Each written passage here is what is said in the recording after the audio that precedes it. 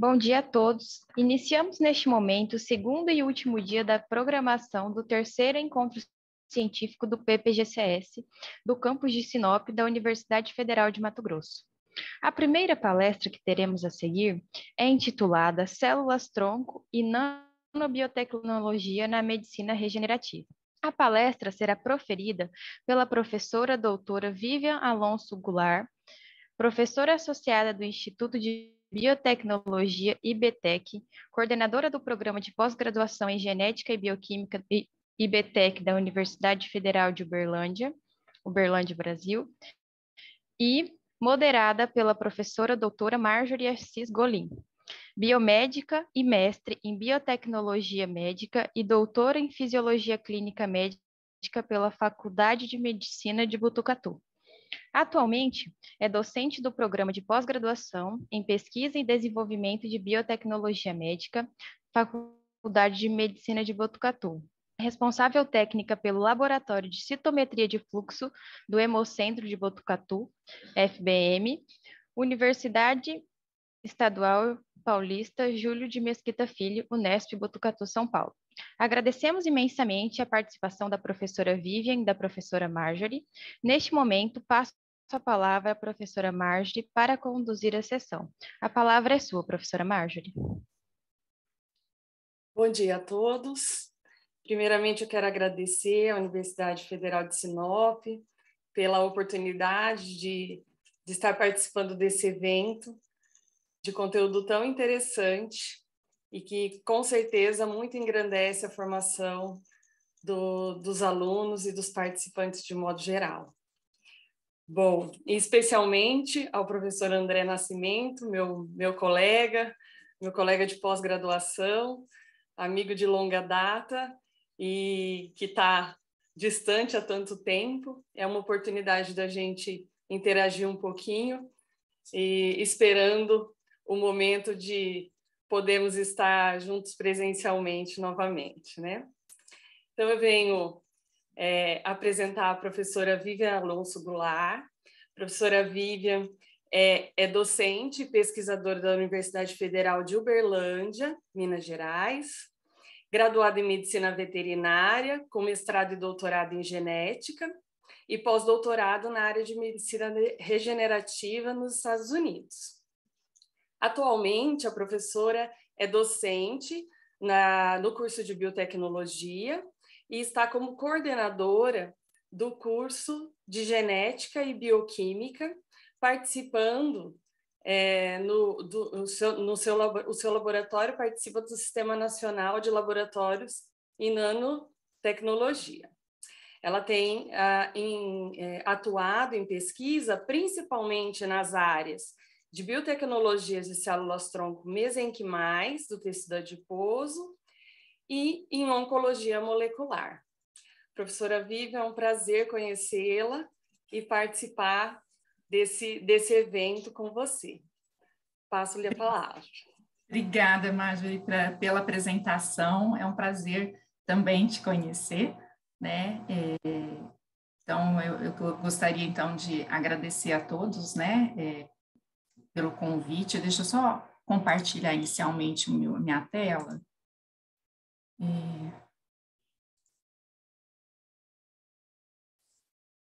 Compartilhou?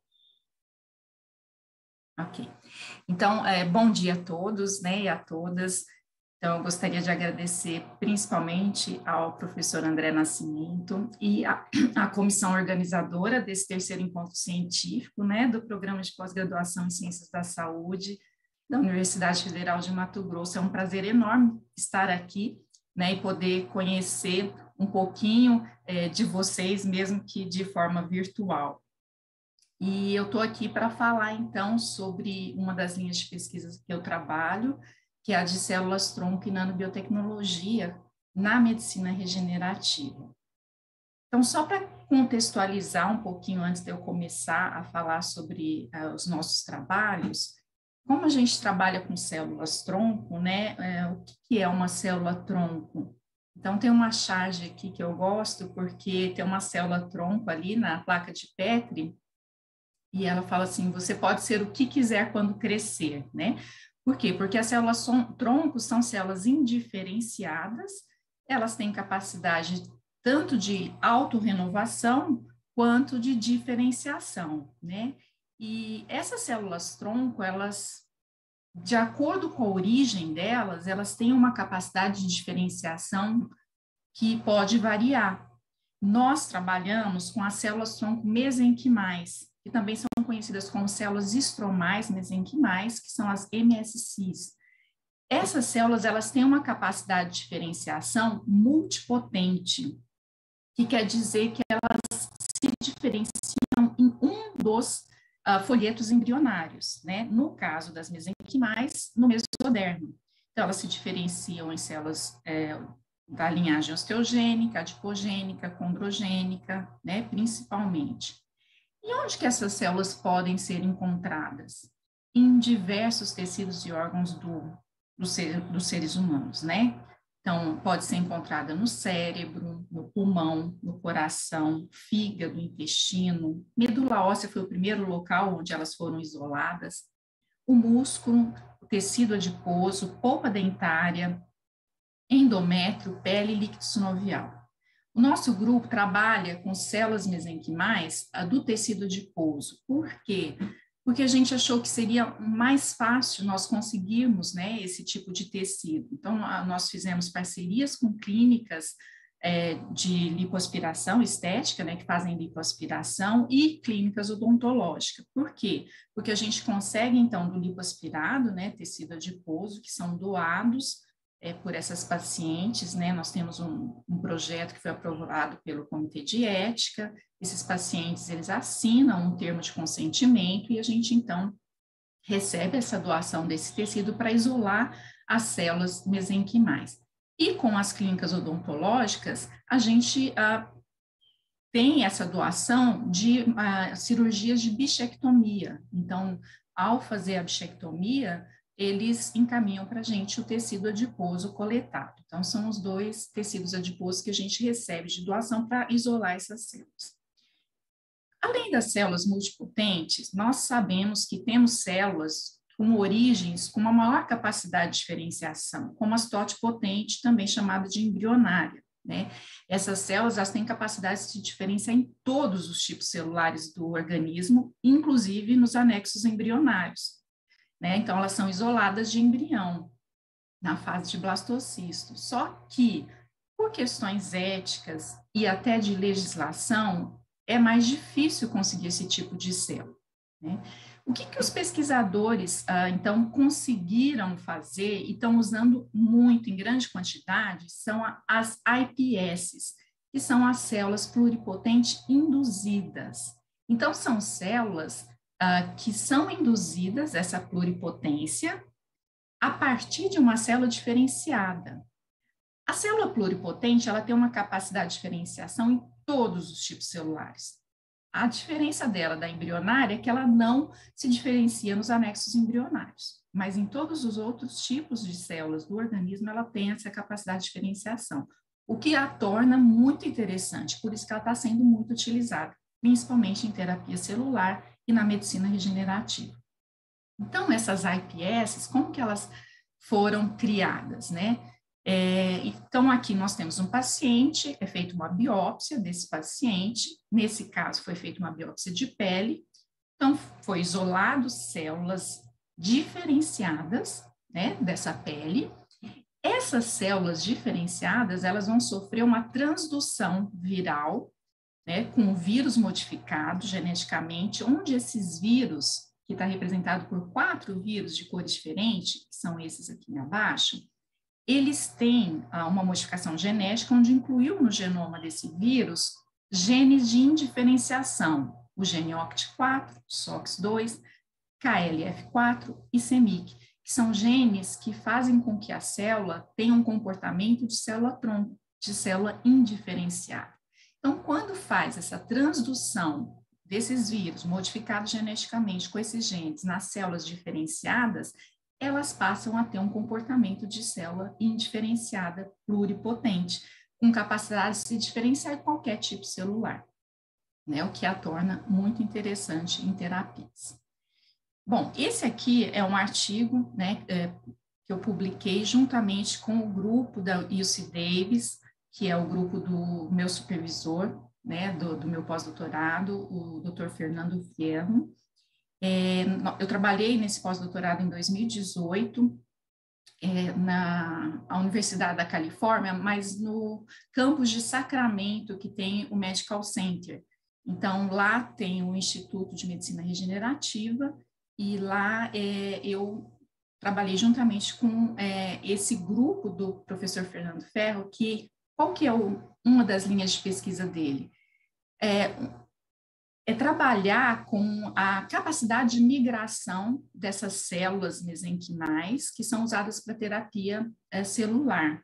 Por quê? Uma das limitações das células mesenquimais, quando elas são utilizadas, né, injetadas num paciente para chegar a um tecido-alvo e regenerar, é essa capacidade de migração, elas se perdem muito no caminho, né? Então, um dos objetivos é melhorar essa capacidade de migração dessas células para que elas atinjam o alvo, né, onde elas têm que chegar, de uma forma mais rápida e eficaz. Então, esse estudo ele se baseou exatamente nisso, estudando a glicosilação das proteínas, né, que sofrem esse processo pós-traducional. Aqui, olha, eu tenho uma representação de uma membrana celular, então todas as células, né, elas vão ter ligadas às membranas dela glicoproteínas, e essas glicoproteínas têm, então, a presença desses carboidratos de diferentes tipos que são responsáveis por, acredita-se, né, então está sendo estudado, pela alterar ou não essa migração das células. Então, já tem algumas pesquisas que mostraram que durante esse processo pós-traducional, né, quando essa proteína está sendo codificada, traduzida, ela sofre essas modificações pós-traducionais, né, de glicosilação. Então, durante esse processo dessas reações que ocorrem dentro da célula, ali no retículo endoplasmático e no complexo de Golgi, uma das enzimas que agem, né, nessa reação seria a manosidase. Então, descobriu-se já, tem algumas publicações, que existe uma droga, a quifunensina, que ela inibe essa enzima. E também a gente pode silenciar, né, o gene dessa enzima geneticamente. Então, tem duas formas de inibir essa enzima, farmacologicamente e geneticamente. E quando a gente inibe essa enzima, muda a cadeia metabólica dessa glicosilação e aumentam os tipos de N-glicanos, que são os raimanoses, e diminui aqueles que são do tipo complexo, que são os híbridos e os complexos, né? E quando aumenta esse tipo de raimanose, os estudos mostram e sugerem que isso pode alterar a migração das células. Então, foi baseado nesse estudo que a gente realizou, né, esse artigo. Então, aqui, a gente mostra que quando nós usamos a inibição dessa enzima, tanto com a quifunensina, como geneticamente, né, silenciando o gene dessa enzima, o que a gente fez para silenciar? Nós fizemos uma transdução com lentivírus modificado nessas células, tá? E aí a gente silenciou o gene da manosidase. Aqui à esquerda vocês vão ver dois vídeos. Não sei se vocês estão conseguindo ver as células em movimento. Então, esse de cima aqui é um vídeo das células controle. Então, essas são as células mesenquimais controle, sem tratamento, migrando. Nós fizemos uma videomicroscopia durante 20 horas, onde foi, então, gravado a cada 5 minutos. Então, esse vídeo aqui seria das células controle durante 20 horas, né? Então, aqui a gente vendo a migração dessas células. O de baixo Deixa eu só terminar aqui. Isso, o de baixo, eu vou colocar ele agora, é o tratado com quifunensina. Opa. Aqui, ó, a migração das células, né? Se vocês observarem, mesmo a olho nu, a gente vê que é possível diferenciar a velocidade dessa migração, né? Essas células aqui do vídeo abaixo, elas migram de uma forma mais rápida, né? São essas que foram tratadas com a quifunensina. Aqui uma célula se dividindo.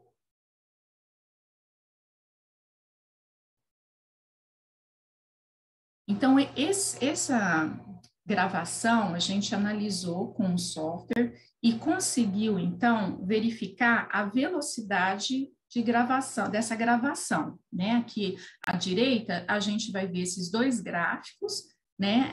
O Y é a velocidade e aqui o X seria, então, o controle e as células tratadas. Aquelas células que foram tratadas com quifunensina, elas aumentaram a velocidade de forma significativa, tá? E aqui a de baixo foi aquela modificada geneticamente, também tem uma diferença significativa estatística em relação ao controle.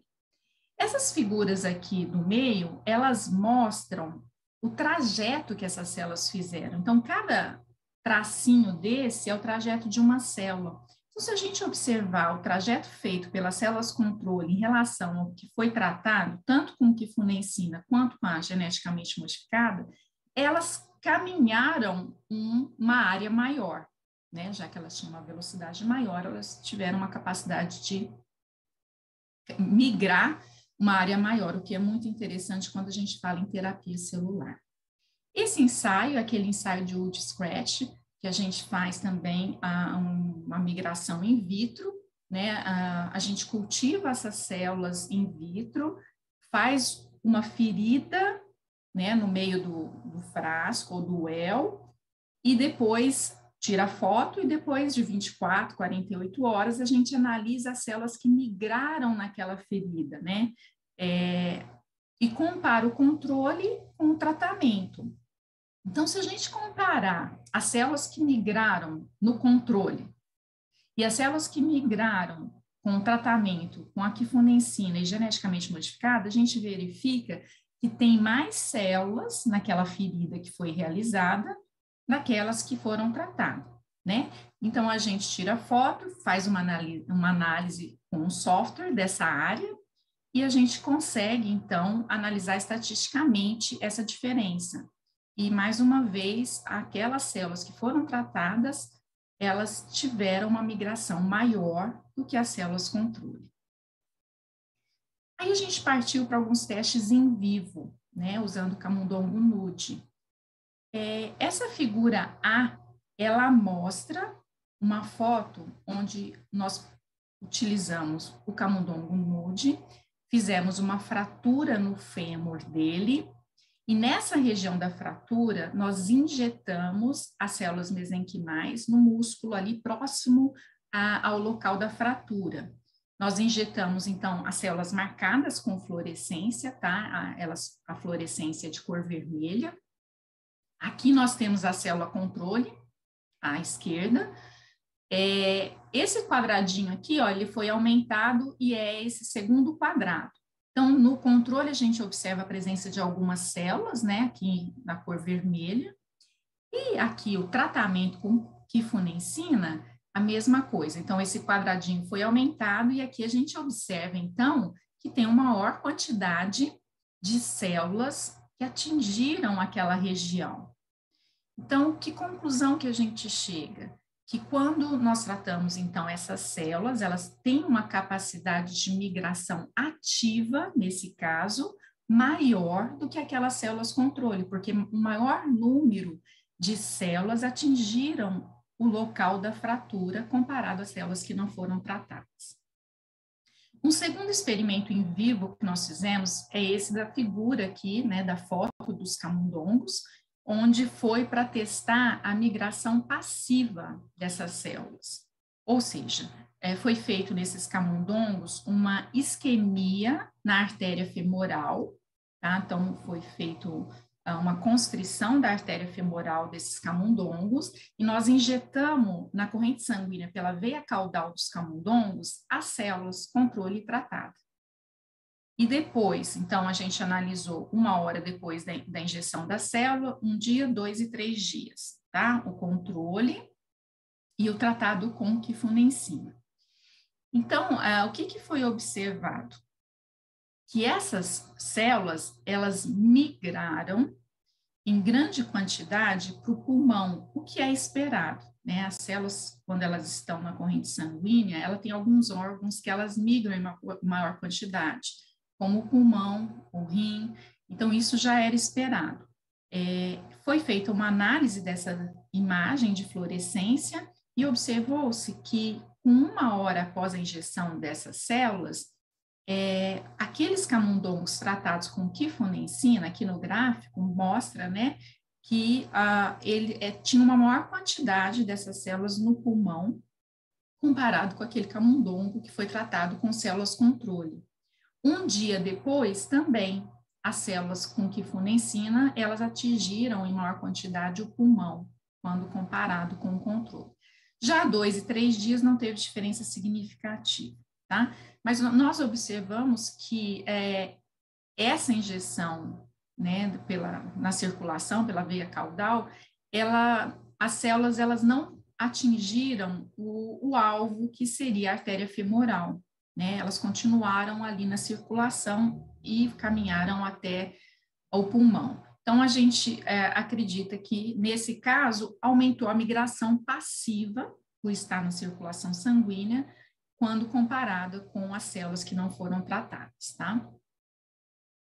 Aqui nós realizamos uma espectrometria de massa para entender essas modificações, né, das reações de glicosilação.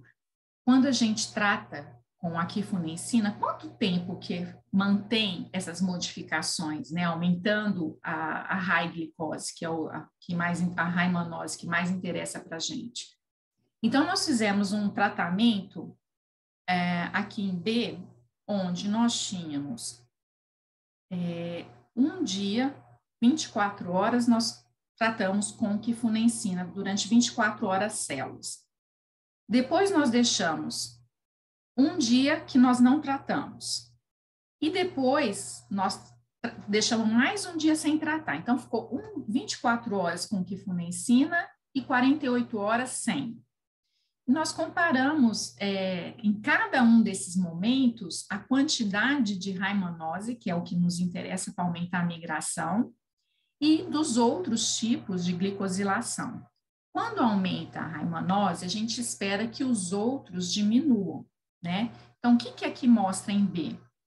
Que realmente aumentou a high mannose, tá? Mesmo parando o tratamento durante 2 dias, ela continuou maior do que o controle. E os outros tipos de glicosilação diminuíram ou não tiveram diferença significativa. Nesse tratamento em C, nós fizemos o seguinte, nós tratamos durante 2 dias, 48 horas, usando a quifunensina. E deixamos 2 dias sem e mais 2 dias sem, ou seja, 4 dias sem. O que a gente observou? Que a high mannose, quando ela fica 2 dias com quifunensina, ela aumenta significativamente em relação ao controle. Mais 2 dias sem, continua mantendo esse aumento. Mas quando a gente fica mais de 2 dias sem tratar, diminui, né? Então, a gente percebeu que essa quifunensina, ela tem uma ação de até 48 horas após a aplicação. Depois, a ação dela acaba, né? Outro teste que nós fizemos foi verificar o formato dessas células. Nesse caso, essas células, essa figura, ela mostra em fluorescência a actina. Nós marcamos as células para que ela ficasse em fluorescente a actina. E, de acordo com essa formação da actina, né, com a distribuição da actina da célula, a gente considera uma célula mais estressada como essa aqui, que está com essa setinha branca. se vocês observarem, essas fibras de actina, elas estão mais embaralhadas do que as outras células, né? Então, o que nós fizemos? Nós contamos a quantidade de células que nós chamamos de estressada no controle e naquelas tratadas com quifunensina. E a gente percebeu que essas células com formato de células estressadas, elas diminuem quando tratado com quifunensina. E o que a gente percebeu? Que isso ajuda na migração das células, né? As células menos estressadas, elas vão migrar melhor. Nós fizemos uma microscopia de força atômica e analisamos o contato diária dessas células em relação à velocidade. E nós observamos que quanto menor o contato das células, né, menos aderente, vamos dizer, elas estão, maior a velocidade de migração, né? E aí, ao fazer uma análise do controle e de tratadas, tanto com quifunensina quanto geneticamente modificada, a gente observou que aquelas tratadas, né, elas têm uma diferença significativa em relação ao controle, ou seja, elas têm uma menor área de contato, que nos indica que esse aumento da migração dessas células tratadas se deve também a um menor contato, provavelmente devido à mudança do perfil de glicosilação que elas têm na membrana, né? Outro teste in vitro que nós fizemos foi o efeito desse tratamento sobre a proliferação das células. A proliferação das células é extremamente importante quando a gente fala em terapia celular, né? Então, será que diminui a proliferação, aumenta? Como que é, né, dessas células tratadas? Nós, então, fizemos 2 tipos de tratamento. Um pré-tratamento, que é um tratamento com 24 horas, uma vez só. E analisamos as células 2, 4 e 6 dias, a proliferação delas. E fizemos um outro tratamento com a quifunensina contínua, ou seja, um tratamento contínuo, colocando a quifunensina diariamente nessas células. E analisamos também nos mesmos pontos, 2, 4 e 6. O que a gente observou? Quando a gente trata só uma vez as células, né, e mede essa proliferação durante 6 dias, ela não tem diferença significativa de proliferação com as células não tratadas.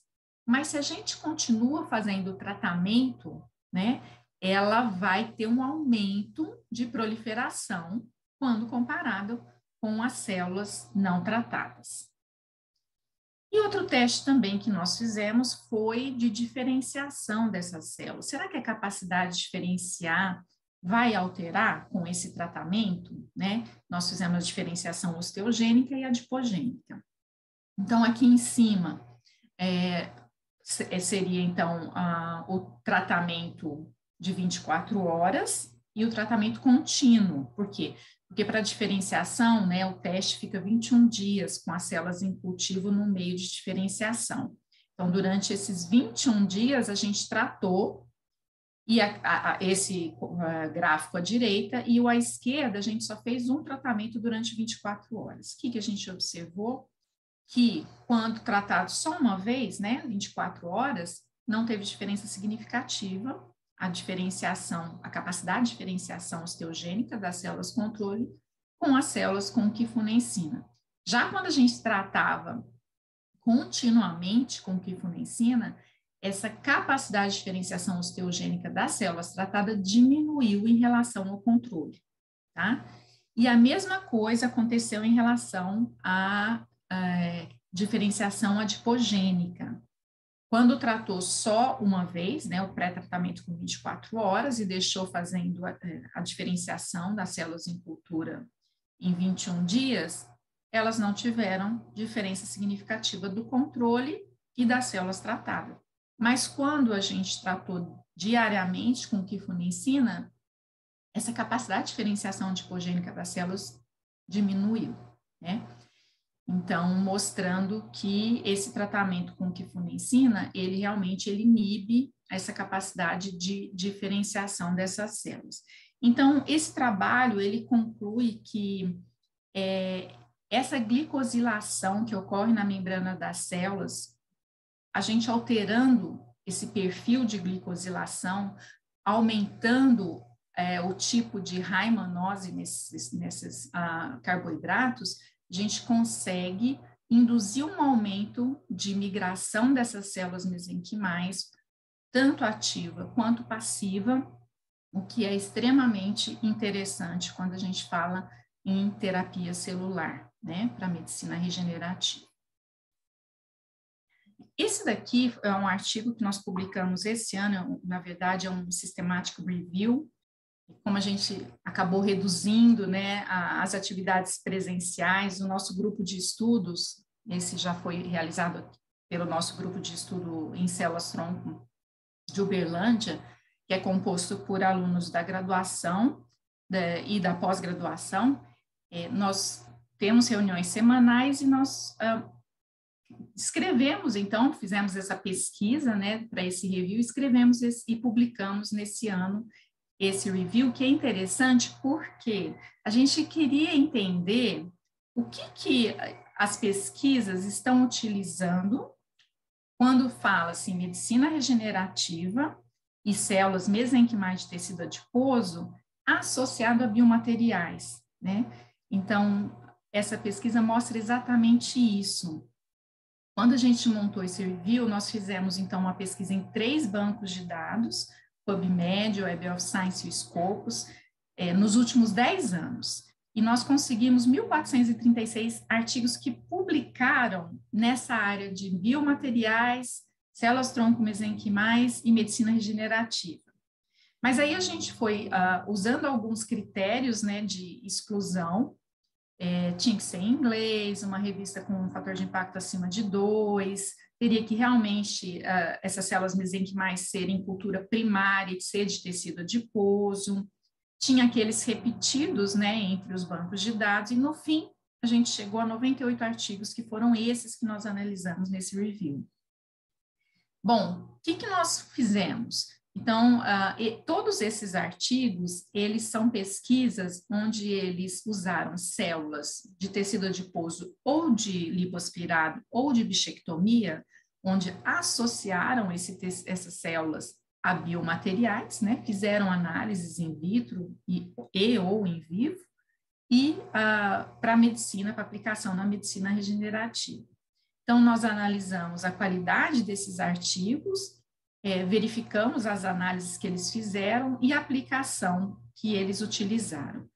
Quando a gente analisou a qualidade desses artigos, nós fizemos 11 perguntas que nós respondemos nos 98 artigos. Então, por exemplo, a primeira pergunta, o objetivo da pesquisa estava claro? Então, ao ler o primeiro artigo, a gente teria que responder se sim, não ou não ficou claro. Então, aqui nessa letra B aqui, ó, mostra que mais de uns 98% dos artigos nós respondemos que sim. Então, o que é bem interessante, porque a maioria dos artigos deixa claro o objetivo deles, né? E assim foram feitas várias perguntas, mas o que mais nos surpreendeu foi a pergunta 8. A caracterização das células mesenquimais, estromais mesenquimais, foram realizadas de acordo com a Sociedade Internacional de Terapia Celular? Por que a gente colocou essa pergunta? Porque quando a gente trabalha com células-tronco mesenquimais, existem critérios para que a gente caracterize essas células, né? Esses critérios foram determinados por essa Sociedade Internacional de Terapia Celular. Quais seriam os critérios? A morfologia da célula tem que ser fibroblastoide, ela tem que ser aderente, ela tem que ser analisada marcadores de membrana, que tem aqueles que são positivos e tem aqueles que são negativos, e também tem que ser analisada a capacidade de diferenciação, osteogênica, adipogênica e condrogênica. Então, toda vez que a gente isola uma célula, a gente tem que fazer essa caracterização dessas células para realmente falar, essas células são células tronco mesenquimais. E ao ler os 98 artigos, a gente observou que mais de 40% dos artigos não falam nada de caracterização. Outros 40% dos artigos não deixa claro que fez toda a caracterização. Alguns falam da diferenciação, outros falam da morfologia, mas não falam de todos os critérios de diferenciação. E em torno de 16, 17%, nem comentam que caracterizaram as células, e isso nos surpreendeu, né? Porque nós ficamos pensando, nossa, por que não estão nessas publicações? Será que é uma coisa que é tão rotineira nesses laboratórios que eles nem colocam nas publicações? Ou será que eles não realizam mesmo, né? Então, nessa análise, isso foi o mais surpreendente, os outros foram super bem respondidos. Esse gráfico mostra a quantidade de perguntas, né, dessas 11 perguntas nos 98 artigos, 79% responderam sim, né, 14% responderam não e 7% não ficou claro, né, mas mostrando que a qualidade dos artigos foi muito boa. Outra análise que a gente fez nesses 98 artigos foi o tipo de biomaterial que está sendo utilizado associado a essas células para a medicina regenerativa. Então, quais são os tipos de biomateriais? Nós temos que a maior parte dos biomateriais utilizados foram os sintéticos, tá? 23% dos artigos usaram materiais sintéticos, né? Que os sintéticos são os polímeros sintéticos, né? Aqui a gente especificou quais seriam esses sintéticos. Então, a gente tem vários tipos de polímeros que são utilizados, hidrogéis e hidroxiapatita. Os naturais, né, foram em 16% dos artigos. Quais são os naturais que são utilizados? O mais utilizado é o colágeno, tá? Mas também são utilizados, em segundo lugar, seria a quitosana. Mas tem o arginato, a matriz extracelular, heparina, a seda e outros biomateriais naturais. Além dos biomateriais naturais, nós temos 9% que usaram compósitos. Desses compósitos, mais de 50%, né, 57% é de fosfato tricálcio. Então, é o que é mais utilizado de compostos. Mas tem hidroxiapatita, aqueles compostos baseados em carbono, o poliestireno e poliéster também é utilizado. E esses outros aqui no gráfico são combinações desses tipos que eu acabei de falar. Então, por exemplo, 23% dos artigos usaram a associação, né, ao mesmo tempo, naturais e sintéticos. Então, em menor quantidade, outras combinações. Mas os mais utilizados são os naturais e sintéticos juntos, os sintéticos individuais, e depois vem os naturais e os compostos. E a gente fez uma distribuição também, de acordo com o local do grupo de pesquisa que publicou o artigo, qual o tipo de biomaterial e em qual local do mundo que está sendo utilizado, né? Então, aqui são as cores que definem qual tipo de biomaterial, natural, sintético, compósito com metal, metálico, natural sintético, né, e assim por diante. E as cores mostrando os locais, né, que publicaram esses artigos. E aí vamos falar do Brasil, né, a gente verifica que aqui no Brasil, os biomateriais que mais estão sendo utilizados são os sintéticos, em sua maioria os polímeros e os compósitos, né? Bom, e esses artigos, eles publicaram em que área da medicina regenerativa, né? Para qual tipo de tecido que eles estão aplicando as células mesenquimais de tecido adiposo associado a esses biomateriais. 50% dos artigos, eles aplicaram na regeneração óssea, né? Aí vem 13% em cartilagem, aí vem em pele, tecido adiposo, tecidos moles e nervos. Mas metade dos artigos foi para regeneração óssea. Tá? Esse artigo publicado ano passado foi um trabalho da Cristiane, que fez doutorado e fazia parte do nosso grupo, onde ela trabalhou com um nanocristal de dióxido de titânio associado a nossas células, né, que a gente trabalha, células tronco mesenquimais. Então, o que ela fez? Ela pegou, então, os nanocristais de dióxido de titânio, associou as células tronco mesenquimais de tecido adiposo e analisou a viabilidade dessas células e a internalização desses nanocristais, né? Então, isso aqui eu coloquei porque quando a gente começou a trabalhar com nanopartículas, né, nesse caso a gente chama de nanocristais, porque ela tem, esse dióxido de titânio, ele tem fases diferentes com combinações, a gente verificou o quanto é importante a preparação, a solubilização desses nanomateriais antes de associar com as células. Porque, de acordo com o protocolo que você utiliza para preparar, para solubilizar esses nanocristais, muda totalmente o comportamento deles, né? Então, a gente verificou isso com essa análise.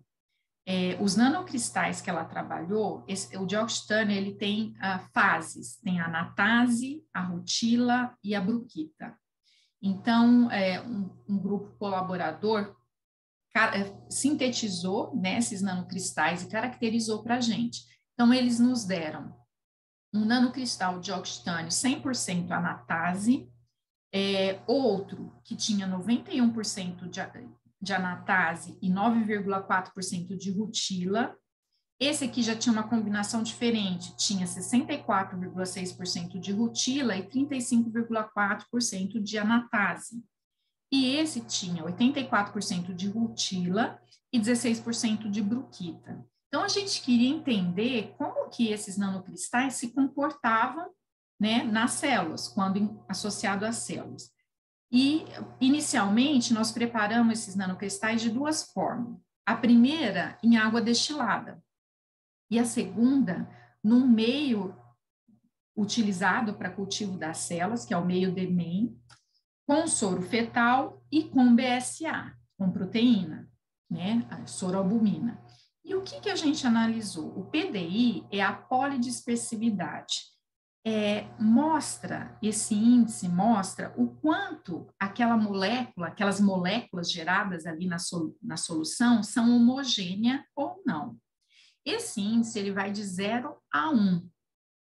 De 0 a 0,3 são mais homogêneas. Acima de 0,3 são as soluções mais heterogêneas, o que não nos interessa. A gente, quanto mais homogênea, melhor, né? Então, a gente percebeu que essas células, então, esses nanocristais, quando eles estavam preparados no meio DEMEM, que é utilizado para a célula, ele conseguiu ter uma homogeneidade maior do que quando ele é preparado com água destilada.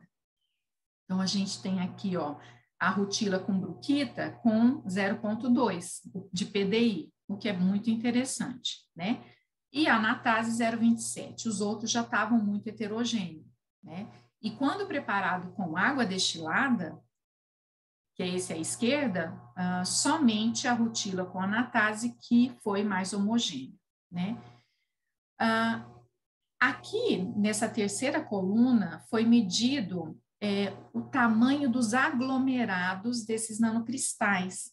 Essa terceira coluna são o tamanho dos aglomerados em água destilada, e essa última coluna é o tamanho dos aglomerados em meio de cultura, o DEMEM. E o que a gente percebeu? Que quando diluído no meio DEMEM, né, o meio de cultura das células, que tem proteína, o BSA, o soro fetal bovino, esses aglomerados são mais estáveis, né, o tamanho deles, e mais homogêneos, né, o que é interessante. Então, a gente trabalhou com esses nanocristais preparados, diluídos em soluções com o meio que nós utilizamos na cultura de células. Aqui nós fizemos uma análise de viabilidade celular, onde nós incubamos esses 4 tipos de nanocristais em 4 concentrações diferentes, 5, 50, 100, 250 microgramas por ml com essas células, tronco mesenquimais, durante 24 horas. E fizemos a análise de viabilidade. O quanto dessas células morreram, né, na presença desses nanocristais? Será que esses nanocristais são citotóxicos? E nós observamos pelos gráficos, essa figura aqui, ó, ela, quando é azul, é o DAP, é a marcação do núcleo. Quando a célula estiver morta, ela ficaria em vermelho, o que a gente não conseguiu visualizar, tá? Mas pela contagem, né, de toda a cultura de célula, a gente observou que nenhuma dos tratamentos, a viabilidade foi menor do que 80%. Deu diferença significativa entre vários grupos? Deu, mas nenhuma apresentou viabilidade abaixo de 80%. Ou seja, ela não é citotóxica a essas células, né? Em diferentes concentrações. Esse teste de localização dos nanocristais, nós fizemos marcando esses, na verdade, esses nanocristais, eles foram dopados com európio, que é fluorescente, e nós incubamos, então, durante 24 horas, células com as diferentes concentrações, nesse caso foi a rutila com bruquita, que nós fizemos para verificar, será que esses nanocristais, eles internalizam na célula, ficam no citoplasma, chegam a ultrapassar a membrana nuclear, entrar no núcleo?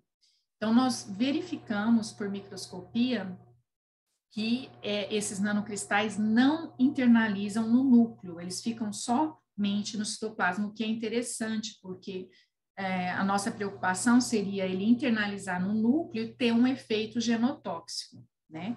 Então, esses resultados mostraram que o uso desses nanocristais nas células mesenquimais é viável, porque ele não é citotóxico e ele não internaliza no núcleo. A Isabela, durante o mestrado dela, ela fez uma análise interessante em relação a esses nanocristais, porque ela mostrou que utilizando o nanocristal incubado com as células-tronco e fazendo a diferenciação in vitro, aumentou a diferenciação osteogênica. Então, aqui nós temos, ó, o controle, as células controle, 7, 14 e 21 dias. A diferenciação ocorre a partir do 14º dia, mas ela vai até o 21º dia. Aqui as células com meio de diferenciação osteogênico, e esse último, além do meio para indução da diferenciação, nós acrescentamos, então, o dióxido de titânio, né? Então, isso foi quantificado e observou-se, então, aqui seria a análise de 7 dias, não teve diferença, porque ainda não estava diferenciado. Com 14 dias já começou a dar diferença significativa, tá? Em relação ao controle, tanto o meio osteogênico quanto com nanopartículas, mas claramente com 21 dias observou-se que aquelas células que estavam incubadas com os nanocristais de dióxido de titânio, elas tiveram uma diferenciação maior, tanto em relação ao controle, quanto em relação às células sem os nanocristais, né? Então, mostrando que o dióxido de titânio, ele potencializa a diferenciação osteogênica das células tronco mesenquimais. A Loína, durante a graduação dela em biotecnologia, ela fez uma análise desses nanocristais em relação à capacidade de migração dessas células in vitro, que é aquele teste que eu mostrei para vocês de Wood-Strash. Então, o que ela fez? Ela incubou, né, essas células mesenquimais com dióxido de titânio. Aqui ela usou dois tipos, né, duas combinações de fase, a rutila e a anatase e a rutila bruquita, em diferentes concentrações, né, desse nanocristal. E ao quantificar essa migração, ela verificou que, utilizando 50 e 100 microgramas por ml da rutila anatase, ela teve diferença significativa em relação à quantidade de 150 microgramas. Mas esse resultado foi mais interessante. Quando ela utilizou o nanocristal das fases rutila e bruquita, na concentração de 50 microgramas por ml, a migração aumentou bastante, né, comparada aos outros grupos, né, tanto ao controle quanto aos outros tratamentos.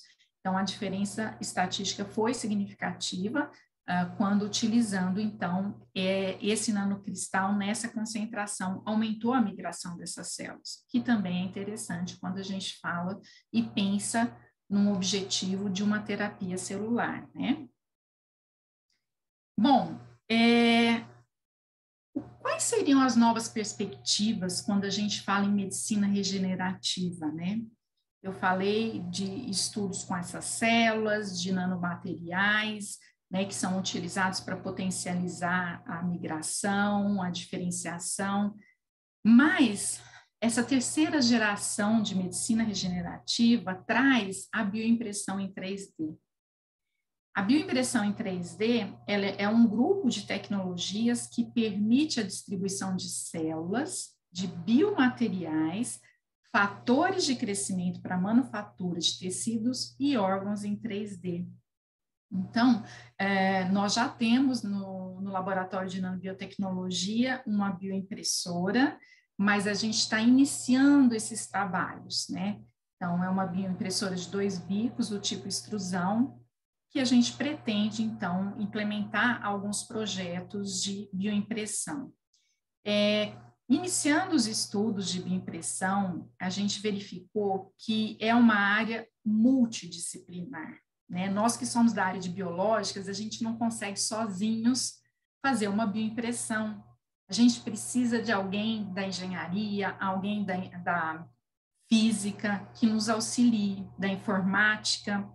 Por quê? Porque os passos para essa bioimpressão são o seguinte: o primeiro é a aquisição da imagem daquilo que você quer bioimprimir, seja por uma tomografia computadorizada, ou seja por uma ressonância magnética. Você tendo essa imagem, você vai usar um software, normalmente é o CAD, em 3D, para fazer o modelo, né, que mimetize aquela imagem que você quer bioimprimir. Aí vem a estratégia de manufatura. O que é estratégia de manufatura? Você tem que pensar o seguinte: qual que é a biotinta que eu vou usar? A biotinta é a associação do tipo de célula e do tipo de biomaterial. Então, qual que é a célula mais adequada para essa bioimpressão? E o biomaterial que eu vou associar com essa célula, qual seria o mais adequado? E aí sim, eu vou bioimprimir, e essa bioimpressão ela vai ser maturada após essa bioimpressão, para depois fazer a implementação, né? Então, é uma área que está começando e tem muito ainda que, né, ser melhorado.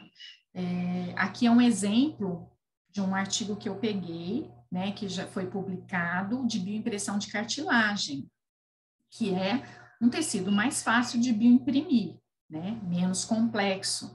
Então, a gente vê nessa figura, né, a imagem da orelha, aí isso aqui seria o software que fez o CAD, né, para ter as diretrizes dessa bioimpressão, e aqui foi a bioimpressão, depois da escolha, né, da célula, do biomaterial que fosse usar.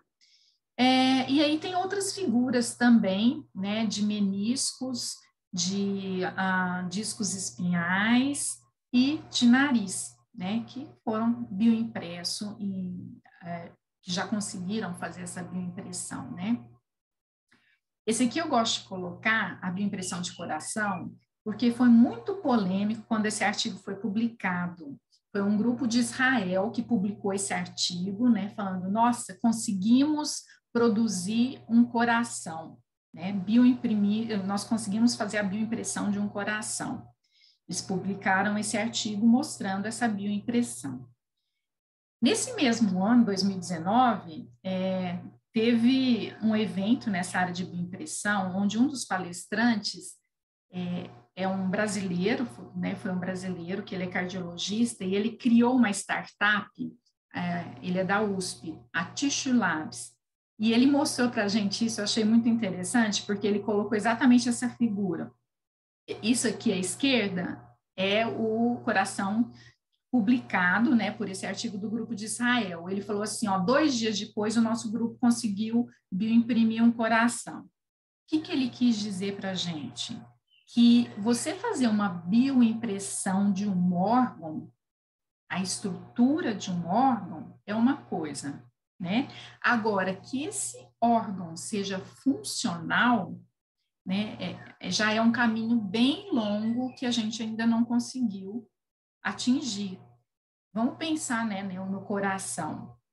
O que o coração precisaria? Ele precisaria de múltiplos tipos celulares, ele precisaria de uma organização tridimensional, de uma vascularização, inervação e tecidos acessórios, para ter uma bioimpressão que poderia ser funcional, né?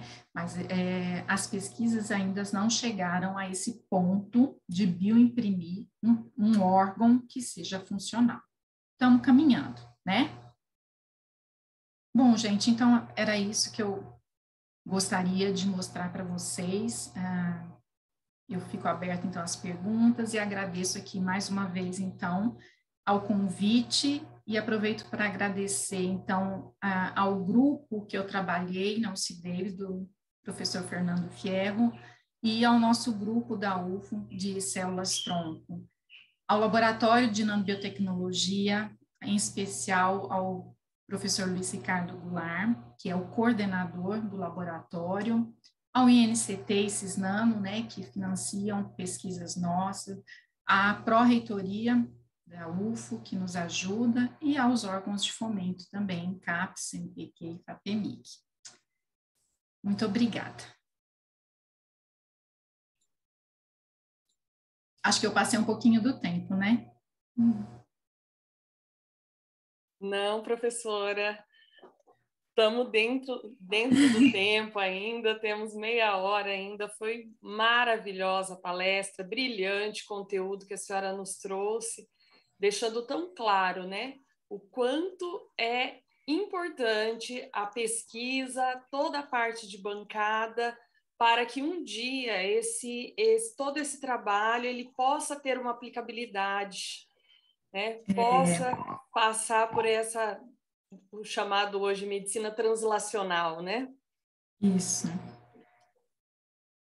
Quanto precisamos de garantias, de certificações de que aquilo funciona, não tem risco, traz benefício e pode se tornar aplicável, né? E a gente sabe que esse processo é muito longo e demorado, né? Quando a gente, em ensaios clínicos, né? Eu mostrei só ensaios in vitro e in vivo, né? A próxima etapa, que seria uma etapa muito mais longa e até cara, seria os clinical trials, né? Que passa por diversas etapas durante muitos anos para realmente chegar na aplicação direta para o paciente, né? Sim. E aí tantos desafios precisam ser elucidados, né? Tantas questões assim para garantir que aquilo não está causando nenhum dano. Nesse contexto, professora, quais seriam as principais preocupações assim para essa migração, para passar o estudo da fase in vitro para a parte envolvendo seres humanos? Então, para a gente passar para essa etapa, a gente teria que ter um projeto que seria aprovado pelo CEP, onde a gente teria que analisar os grupos que a gente ia fazer, os critérios para recrutar esses pacientes, o número de pacientes de cada grupo, né? Eu acho que é muito lento, eu nunca cheguei a essa fase ainda, né, de clinical trials na medicina translacional, mas, e aí vai passar, né, a primeira etapa, que é um número menor de pacientes para analisar, né, a eficácia, seguridade, depois vai aumentando o número, né, comparando com tratamentos que são utilizados para ver se a proposta é melhor do que existe atualmente, né, E aí toda a avaliação que já foi feita anteriormente, in vitro e mesmo na fase de animais, quanto à questão de toxicidade, de imunogenicidade, tudo isso também precisa continuar sendo avaliado quando eu acredito até que tem que ser antes de começar os clinical trials. Antes da gente começar os clínicos, a gente já tem que provar que in vitro e in vivo não tem citotoxicidade, não tem imunogenicidade, né? E não tem um monte de danos que pode causar ao ser humano. Então, isso tem que ser provado in vitro e in vivo para depois a gente testar em humanos, né, no paciente. Sim, sim. Exatamente. Então, a gente ainda tem muito teste para fazer antes de pensar, né, em fazer essa medicina translacional e passar isso para o paciente. Então, assim, é muito lento, né, o processo. Realmente, é muito lento. A gente, na medicina, na Unesp, a gente tem a área da hematologia, que trabalhamos com transplante de células-tronco progenitoras, né? O transplante de medula óssea autólogo. E é uma prática clínica, né? Hoje é uma prática, mas todos os experimentos começaram lá na década de 50, né? Que iniciou-se com medula, né? Sim. E hoje é uma prática que a gente vê trazendo tantos benefícios para inúmeros pacientes que podem realmente se curar daquela patologia, né? Podem recuperar a capacidade de produção da medula óssea, aquela recuperação hematológica que a gente vê na grande maioria dos pacientes, no nosso caso, que fazemos a modalidade autólogo, né? Quando vai para o halogênico, aí já tem uma complexidade maior, justamente por conta da imunogenicidade. Sim, mas faz também? Aqui não fazemos, né? Então, os pacientes que precisam do transplante halogênico são direcionados para os serviços que fazem essa modalidade, né? E essa aplicação das células, vocês fazem um pré-isolamento ou não? Sim. O paciente fica numa ala específica, ele fica isolado, porque para a coleta é mais tranquilo, porque ele toma a droga que vai induzir a mobilização da medula para o sangue periférico, porque nós colhemos por aférese. Sim. Então, é mais tranquila essa fase. Mas depois, quando ele vai receber a quimioterapia para ver a ablação daquela medula doente dele e receber a célula-tronco que foi coletada dele mesmo, que ela está congelada, criopreservada, aí nesse momento ele fica imunossuprimido. E aí ele precisa ficar num isolamento muito criterioso, né? Para que ele não pegue nada e possa receber e haver aquela recuperação hematológica. Assim, eu não trabalho nessa área, mas eu tenho uma curiosidade. São repetidas essas aplicações? Às vezes, sim. Depende do indivíduo, da reação. Depende do indivíduo, pode depender da patologia também, né? Geralmente, quando é uma patologia menos agressiva, como um mieloma múltiplo, muitas vezes numa única infusão já é suficiente. Também depende da quantidade de células que a gente consegue obter na aférese, né? Tem um mínimo preconizado, que são minimamente 2 × 10⁶ células por quilo de peso do paciente. Nossa, é muita coisa. 2 × 10⁶ por quilo de peso. E aí esse é o mínimo. Então, quando a gente não consegue coletar essa quantidade, a gente faz múltiplas coletas até obter esse mínimo, porque infundir abaixo disso, a chance de não haver a pega da medula, né, é grande. Então, às vezes, é necessário fazer múltiplas coletas. Agora, a infusão múltipla, ela depende de características do paciente, mas principalmente da patologia. Tem outros tipos de tumores que eles fazem o chamado transplante in tandem, o transplante sequencial. Faz depois de alguns dias, infunde novamente, porque isso melhora a chance de recuperação para alguns tipos de patologia. Quando vocês fazem a férise, vocês levam esse material da medula, o sangue periférico, né, para o laboratório e fazem o isolamento das células mesenquimais, ou não? Não, não. Fazem a infusão desse grupo de células. Isso. Na verdade, a gente só pega uma alíquota e conta na citometria aquelas que têm o fenótipo da célula-tronco mesenquimal, que é CD34 e CD45 positiva, né? E se elas estão viáveis, então a gente associa 3 marcadores e com isso a gente consegue fazer a conta de quanto a gente tem naquele material. Então a gente faz a citometria no sangue periférico previamente a coleta como um preditor. Ela é contínua, né? Não é? Conforme ele vai tomando a medicação, ele chega num pico de migração dessa célula. Existe um tempo estimado para isso ocorrer, mas ele pode variar de um paciente para o outro. Então, depois que ele toma a medicação, essa mobilização geralmente ocorre no 5º dia.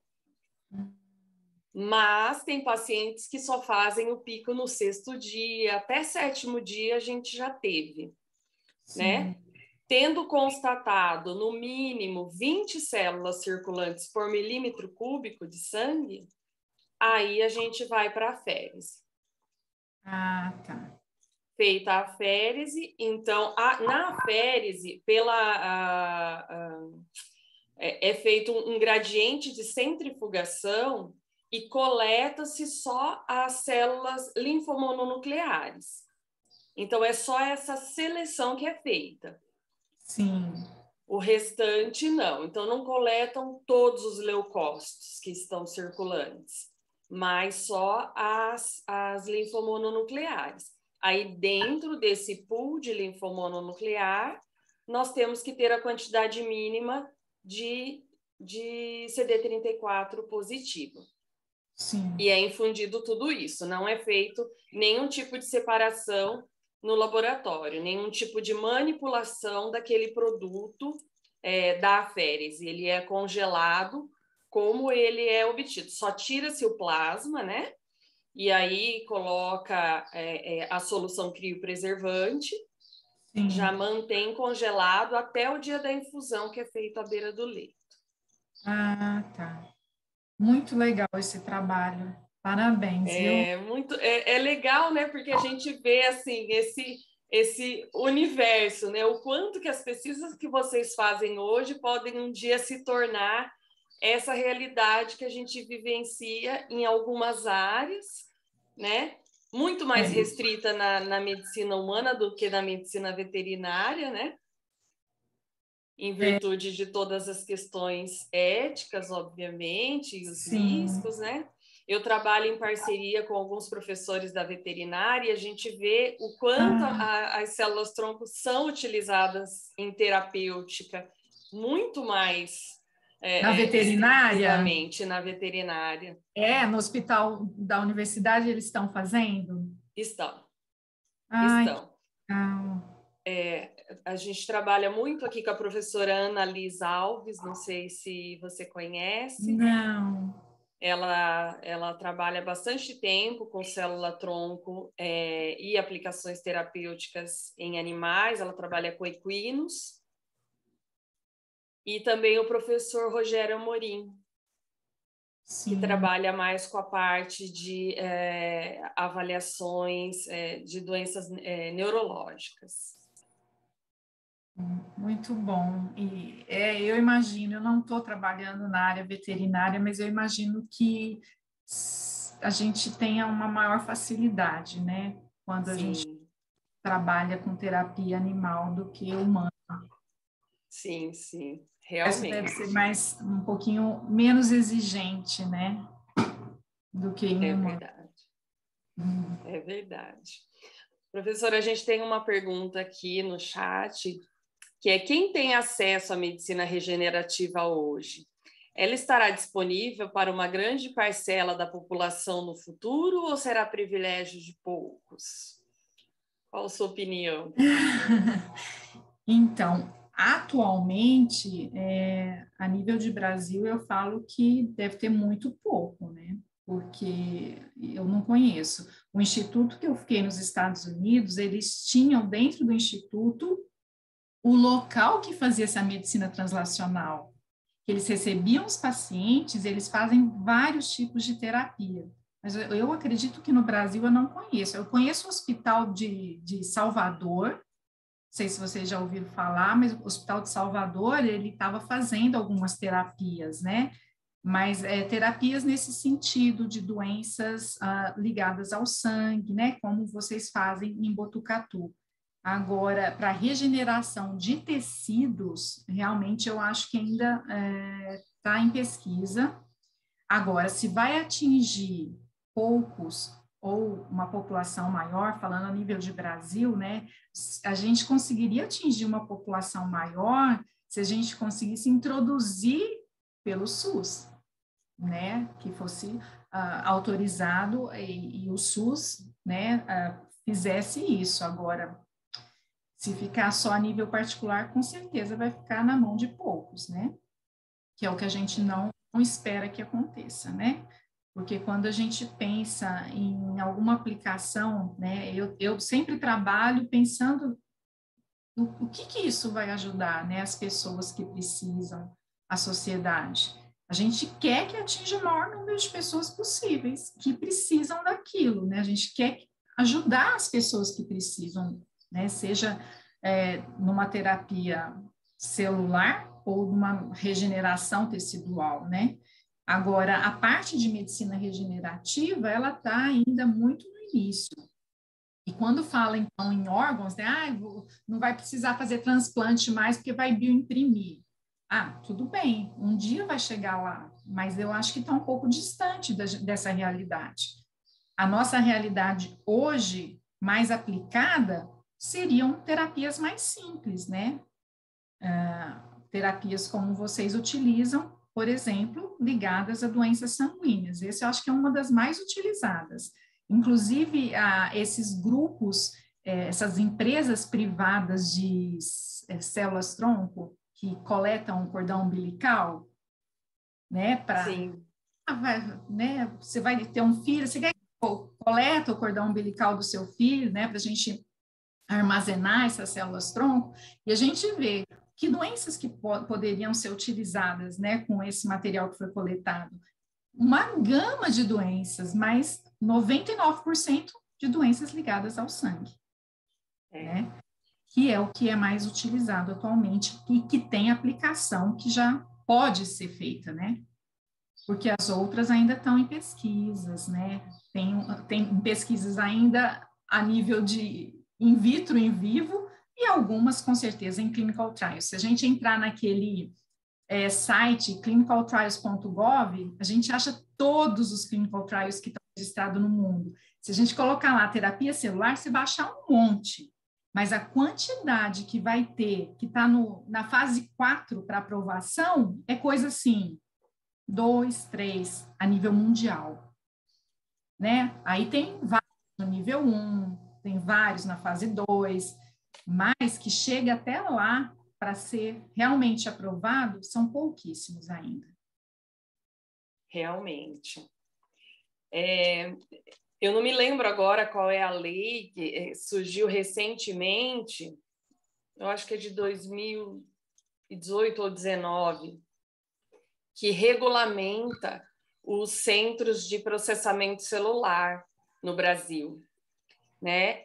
E esse talvez seja um incentivo para a criação desses centros que poderão adequadamente processar e utilizar as células-tronco, de modo geral, na terapêutica, né? Eu sei que em alguns lugares isso já é uma realidade. Na USP, a USP de Ribeirão, já tem no início eles foram chamados de CTC, que é Centro de Tecnologia Celular, e agora é CPC, Centro de Processamento Celular, né?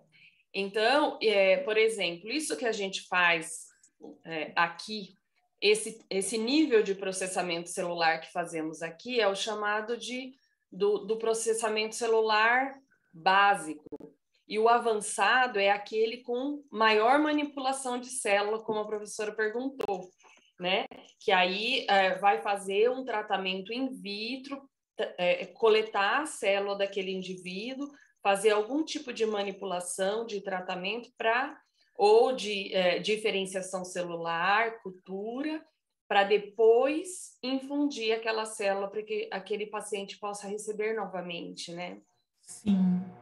Então, com essa regularização, talvez favoreça, né, com que esses serviços possam trabalhar de maneira regulamentada e que essa aplicabilidade se torne mais abrangente, né? Sim. E pensando no transplante halogênico que você falou, eu não sei como que é feito, mas eu imagino que nesse caso especificamente eles têm que cultivar células. Você sabe se isso é feito? Por que que eu falo isso? Porque as células tronco mesenquimais, elas não têm os marcadores de HLA, então elas têm propriedades imunomoduladoras. Então, essa questão de imunogenicidade não acontece. É possível fazer esse transplante, mas das células mesenquimais, né? Pensando numa população de outras células, isso não seria possível. Mas se você isolar só as mesenquimais, eu sei que ela tem essa capacidade imunomoduladora, né? Também esses marcadores HLA que poderiam, né, causar uma imunogenicidade. Sim. No caso das células hematopoéticas, elas não são cultivadas para o transplante de medula halogênico, no caso.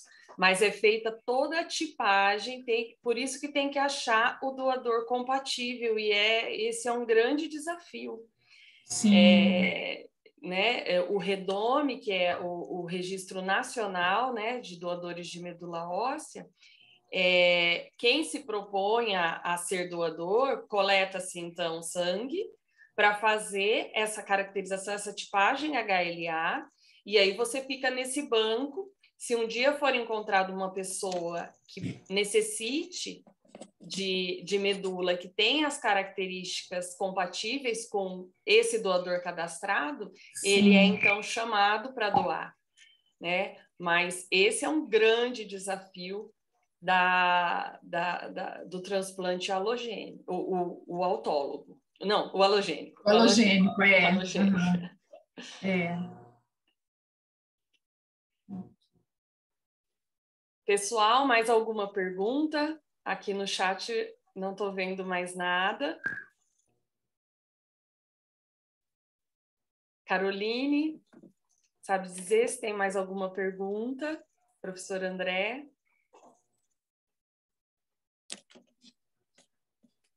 Bom, eu acho essa área de células-tronco, assim, fantástica. E quando você nos apresentou os resultados desse artigo de revisão que vocês fizeram, que um dos principais, assim, gaps ali dos estudos é a caracterização celular. Eu fiquei espantada, porque todo mundo que a gente trabalha, como eu trabalho com citometria, muita gente procura a parceria para fazer justamente a caracterização celular. Sim. né? E essa é uma preocupação tão grande dos pesquisadores e da gente, enquanto laboratório, de ver quais são as características, quais os marcadores imprescindíveis pela Sociedade Internacional de Célula-Tronco, o que é preconizado, quais têm que ser positivos e negativos minimamente, né? Sim. Associando as outras características que você colocou, de morfologia celular, de diferenciação, né? Então... Mas nós também, foi uma surpresa, assim, que eu achei muito estranho, né? Porque eu fiquei pensando, a gente até discutiu no grupo, será que para esses pesquisadores é tão comum, né, a caracterizar, é uma etapa tão simples ou tão rotineira né, no procedimento que eles nem colocam no artigo? Não sei. Pode ser, né? Ou nem faz. Porque todos os artigos foram cultura primária. Nós tivemos esse cuidado. Então, se é cultura primária, a gente sabe que não são 100% das células aquilo que a gente espera, né? Sim. Tem de células ali. Então, a gente precisa ter uma caracterização para ter a segurança de que aquela célula que a gente está trabalhando é real, né? É aquela mesmo. Sem dúvida. Sem Eu dúvida. fiquei... Essa é uma preocupação muito grande dos pesquisadores que trabalham com célula-tronco aqui. Não, a gente precisa comprovar que isolamos a célula corretamente, que a gente está tratando aqui da célula mesenquimal mesmo. Então, a gente sempre... Oi? Que bom saber disso, né? Que os pesquisadores têm essa preocupação, né? Aqui é sempre uma grande preocupação. Isso eu posso dizer porque na citometria acaba sendo um desafio para a gente, porque, por exemplo, o pessoal da veterinária, cada hora vem com um tipo, uma espécie diferente. Uma hora é equino, outra hora é bovino, já vieram até com lobo-guará. Olha, que legal! Eu falo, meu Deus, será que essa espécie tem os mesmos marcadores? Então, tem. Como que é? Então, às vezes isso está descrito na literatura e às vezes não está. E a gente acaba, muitas vezes, se baseando numa outra espécie que seja semelhante, né? Na escala filogenética ali. Então, o lobo-guará, a gente foi ali para o lado do cão e fomos vendo que tem mais estudos com cão, e até para conseguir os monoclonais que reconheçam as células daquela espécie. Muitas vezes é difícil e a gente tem que testar a reatividade cruzada, às vezes é um anticorpo anti-humano, mas ele é dirigido contra um epítopo conservado interespécie. Então, às vezes, aquele anticorpo ele tem um bom reconhecimento em várias espécies, mas a gente tem que testar. É muito interessante essa questão dos marcadores na veterinária, porque realmente eu acho que tem pouca coisa descrita, né? Pouca coisa. E poucos insumos comercialmente disponíveis que asseguram que reconhece aquela espécie e tal. Realmente. É um grande desafio, né? Trabalha na área, né? Sim. Mas é muito bom, né? Eu falo, essa diversidade de desafios que aparecem realmente, né, na pesquisa, é o que faz com que a gente não tenha uma rotina, né, maçante. Muito pelo contrário, a gente tem uma rotina dinâmica. É isso mesmo.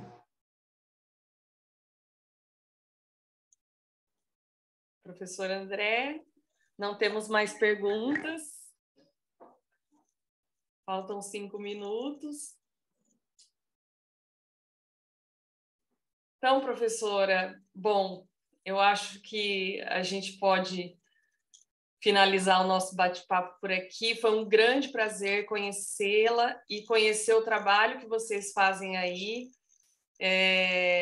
Espero que a gente tenha a oportunidade aí de estreitar relações e talvez conhecer presencialmente.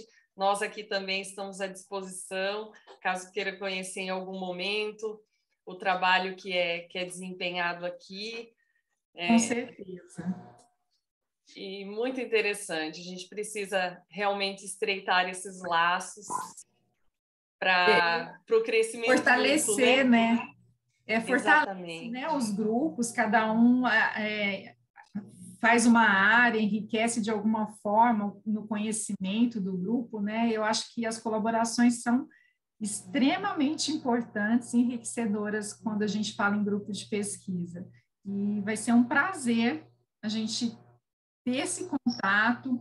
Quem sabe um dia eu vou até a sua universidade para conhecer o trabalho de vocês, vocês vêm até aqui conhecer o nosso, e a gente acaba aí fazendo uma parceria de projetos que vão ser muito legais. Nossa, muito bacana. Um grande prazer. Professor André, Caroline.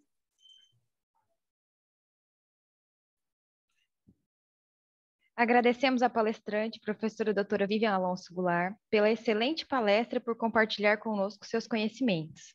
E agradecemos também à professora Marjorie de Assis Golim por fazer essa moderação e conduzir os questionamentos para que pudéssemos esclarecer ainda mais sobre o assunto. Muito obrigada. Nesse momento, faremos um breve intervalo, voltaremos em 30 minutos com a próxima palestra.